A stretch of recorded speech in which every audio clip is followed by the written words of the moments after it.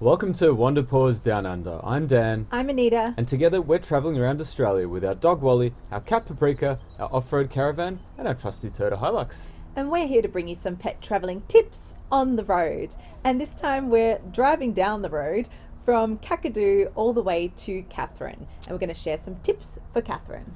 Yeah, so this is not a very pet-friendly place. I think we need to start the episode off by saying that. Yeah. There is very little you can do with your pooch or kitty. Yep. As a result, this is not really an episode for pet lovers, but if you are travelling around this part of the world or Australia with your pets, then it's definitely worth doing some of the things that we did. Yeah, see how we did it. So in this episode, we're going to be covering the main sights and sounds in and around the Katherine region, including Leliyn, also known as Edith Falls, Nitmiluk, also known as Katherine Gorge, Katherine Hot Springs, and moving down to Bitter Springs. Admittedly, this episode is not very pet-friendly at all. There is pretty much nothing you can do with your pooch or kitty in that part of Australia, which is a bit unfortunate. You know, most things are the national parks that are outside. Yeah. Otherwise, there's crocodiles in the rivers and other than like your stock standard go to a cafe here and there and take your dog to a dog park, in terms of actually, you know, going to some of the sites, unfortunately they are all national parks. Yeah, but we can still tell you how we managed to do it with the pets nearby. Exactly. So here we go. So we'll start off with Katherine first. Katherine is one of the largest towns in the Northern Territory, and it's located 317 kilometres south of Darwin. You can go 130 on the freeway, so it does take probably just over 2.5 hours. Yeah. But there's 4 pet-friendly caravan parks you can choose from in town. We decided to stay at the Riverview Tourist Village, mainly on cost, because of cost, and you could get a powered site. Even cheaper than some of the unpowered sites at the other caravan parks. And the location. Yeah. Because one thing that is really, really good about this caravan park is it is directly behind the Katherine Hot Springs. Pets can't go to Katherine Hot Springs, so at least you can stay literally just behind the springs, which is great. Yep. Look, it was a pretty tidy and clean caravan park. It had all the usual amenities. And unfortunately, it is a little less secure than other places we have stayed at. Yes. And Katherine is known for a little bit of theft, and this caravan park is not at all immune to that. I think even in the time that we were staying there was a theft overnight. Thankfully, one good thing about having an older looking caravan is people don't really look at them and think that you've probably got any money, maybe. or by then we were just night. I think by then we were pretty versed to lock your stuff at night. To be honest, Wally's a pretty good guard dog, and he did bark in the night, but we didn't realise that it was related to people walking around until the morning when we found out that had happened. So you do have to have your wits about you and always make sure you've got your things locked up. Unfortunately, some poor backpackers, they were worse for wear because they had left some of their stuff outside because they were camping. So unfortunately, it's something that goes with some of these parts of Australia. You just got to be smart. Yep. And I think if security is something that's a high priority to you, it's probably best to stay somewhere else. Yeah. This caravan park does not actually have a gate that shuts or... Yeah, like there's no access controls, so it is a little bit dicey. We probably wouldn't stay there again if we could avoid it, but it was a lot cheaper than the others. And again, the pedestrian access to the hot springs is beautiful. Yeah, absolutely. And to be honest, we were there at, again, the hottest time of the year, just like when we were in the northern parts of all of Australia practically. We were there in the hottest time of the year, so we did need to have power. That was the main requirement, and we did need to be able to visit the hot springs without leaving the pets for too long. So let's talk about the hot springs. Yeah, fancy that. High 30 degrees, high humidity. Let's go to some hot springs, shall we? And you know what? Like, I don't know what we thought was going to happen, but it did surprise us about how hot they actually were. Well, actually, I was surprised by how refreshing they were, because what's the word? I think I got it off the internet. Generally, it's between 25 and 30 degrees in the springs, which normally would be quite warm. But when it's 38, 39, you're like, wow, this is refreshing. Yeah, it's also really nice too. Yeah, and some springs are hotter than another, so you can kind of choose which ones. We found like the big pool at the top because we were there when there was literally no people. I mean, a couple of people rocked up as we were there, but we were literally in that big pool, which you can probably see some photos of, all on our own. So we were able to just sort of like enjoy that big space, and it's the real pretty part of the pools as well. So it was nice. It was refreshing. Beautiful. It was fun. We probably spent way more time than we than we thought we would, honestly. The It was water great. is so clear. It's so pretty. Yeah, like you could actually go snorkeling if you really want to. That's more of Yeah. an activity that I would recommend at Bitter Springs, but yeah, like it was magic, and you can actually I don't float think from anything the. lives in there. I mean, You can maybe. actually float from the top pool Yeah. down like this little chute river Under thing. you What- have to lay down. Well, you baby. can't say because you didn't actually Oh, do sorry, it. guys, Yeah, sorry. You were too scared of everything Well, touching to you. be and the honest, there was a spiders. lot of like grubby like reeds and stuff, and I was like, I don't want to swim through that. But you Things did do it. touch you. Things do touch you. But look, No don't miss. crocodiles. No crocodiles. Yeah, usually no crocodiles. Or At the has- hot spring. Yeah, has this place been known There's to? no hot springs, right? We'll have to come back to you guys on that one. Oh, I don't think that there's any. Oh gosh. But you can jump, you can float, you can chill, you can Yeah. chat, you can There's walk barbecues, around. there's things Yeah. to do there, like as in Beautiful you can have a spot. picnic and all of that kind of stuff. We absolutely loved it, and we left our beautiful pets in a nice, cool caravan for maybe the 45 or so minutes, maybe an hour that we were there. Yep. And knowing that they were literally just up the road definitely made a big difference to our comfort, because yes, it is very hot at that time of the year, so you need power. Absolutely, well said. And it's only 1 kilometre south of the CBD. And so our neighbour was keeping an eye out. An hour out. An hour out. An hour eye out. Wow. What were they keeping an eye out on? Just to see that nothing was going to happen to the pets and making sure everything was okay. That's Ah. another thing that you can do in a caravan park that you can't do when you're in the wild. All right. Good point. Where else did we go, Dan? Leyland, also known as Edith Edith Falls. Falls. Yeah. Another So- hot day. Yeah, I've marked up the order here. We actually did that before we came to Katherine because we were coming from Pine Creek. But anyway, it's only 60 k's north True. of Katherine. It's very close. Oh, wait. It was super close to Pine Creek. Yeah, you did stuff Yeah. this up. Because we stayed at Thank the you. Pine Creek, the same caravan park. The Lazy Lizard. The Lazy Lizard. So if you were watching our previous episode, Kakadu, you would have seen that we actually explored the southern part of Kakadu, staying at a caravan park called the Lazy Lizard. And it's actually a very good location to go to Edith Falls as well. Yeah, So true. it's good to keep that in mind. Yep. So I would rate it as a bit of a treasure, actually. It is. Oh my gosh. It's got beautiful rolling hills that you can hike around on. I think the loop hike is 3.1 k's, medium grade. There's 2 swimming spots along the way. One is right when you turn up in the Yeah. car park. That's the bigger pool, surrounded For by easier access as surrounded well. by nice Yeah. palms. I think they've got a particular name, Yeah. Pandolin or something. And if you go up on the walk, you can get up to the top of like an escarpment, and you can see for miles and miles around Yeah. it. It's really, really pretty. Get a great idea of the natural abundance of the local region. And then you get to the top pool, and we had this one to ourselves. Again, because we left so early in the morning, because we had actually left the pets again in air condition back at the Lazy Lizard, so we didn't want to be out for too long, so we went really early in the morning. Yep. And I think we even saw the sun sort of rising over the rocks. The color was really beautiful, and we literally had it to ourselves. We were just frolicking. Yeah, Frolicking. It's really worth going there early, and at that top And pool. with your noodles. Yeah, with the noodles, and it's also a lot less crocky than that bottom pool. Because Yeah. whilst there are only occasional crocodiles in the bottom pool, Yeah, at the like- top one, there's no real risk because they can't actually physically get in there.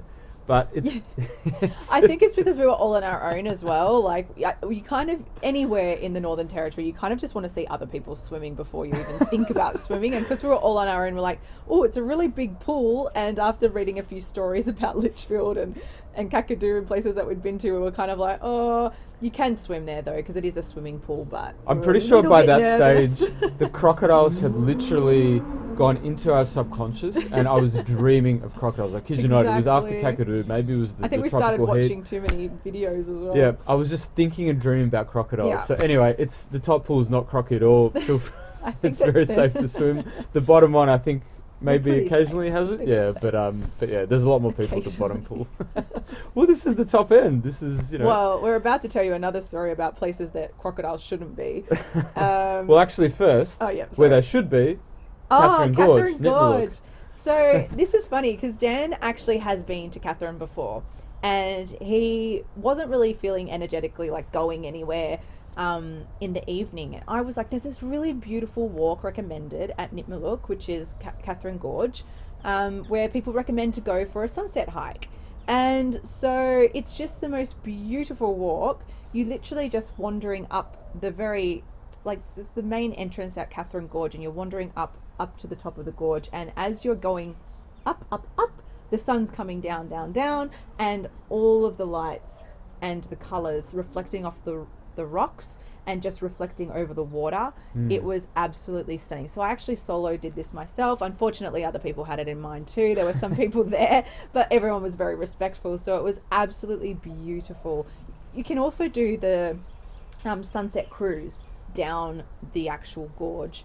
And when you were there, you did something else. You went kayaking. Yeah, we went kayaking. So that's another option. You can either go self-guided, so you can just hire some kayaks, or you can go as part of a tour. Just look at the visitor centre what the best options are.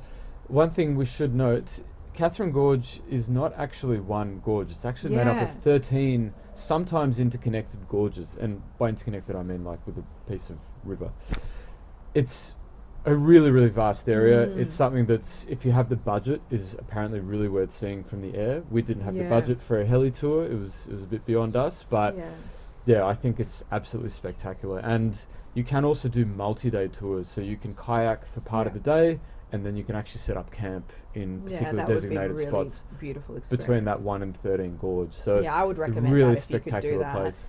Unfortunately, it was just a bit hot. Yeah, we couldn't even do the kayaking in the daytime. It was that hot, 30 something degree, 38, 39. It was just ridiculous. But that's where the sunset cruise the cruise would be a really good option, and that's why I did the hike in the evening, because it was absolutely stunning and it's really well maintained, really safe to do. And you only see the big main gorge, but it is so beautiful. I definitely recommend doing that walk, and it's free, so even better for people on a budget. Yep, and obviously being a national park, no pets are allowed. Yeah, no pets. So Dan had the pets for the night, and I had a little bit of me time. Good. He liked that too. Traveling for how many months together now? It's good to it's good for you to. Sometimes you need your space. So if you can find somewhere that's relatively safe, because you don't want to go hiking everywhere on your own, but this one was a nice, safe and easy hike, so it was a good option and it was beautiful. Yeah. So by that stage, everyone had well and truly had enough of the heat. I think we were done. We'd been in the Kimberley during the build-up. We'd been in the top end during the hottest time of year. It was time to start heading. We were a bit cuckoo by this point. Somewhere else. Even locals from the area were leaving Darwin and leaving Katherine. Yeah. Remember how we met a couple? They were like, it's been the hottest it's ever been. So people were fleeing. They don't want to be there either. So we decided to actually make our way to northern Queensland, which, is not that much cooler than where we're coming from, but still relatively so. And there's fresh water that's actually cool. So we had a really, really long drive ahead of us. We were going to actually head to Cairns, not along the Savannah Way, which may have been the original, consideration, but we just couldn't be bothered with any more corrugated, crappy roads. We just wanted to get there pretty quick. So the main stop that we did in the Northern Territory after we left Katherine was Bitter Springs. Yeah, I think we were tossing up between Mataranka and Bitter Springs because we didn't want to spend too much time in the area.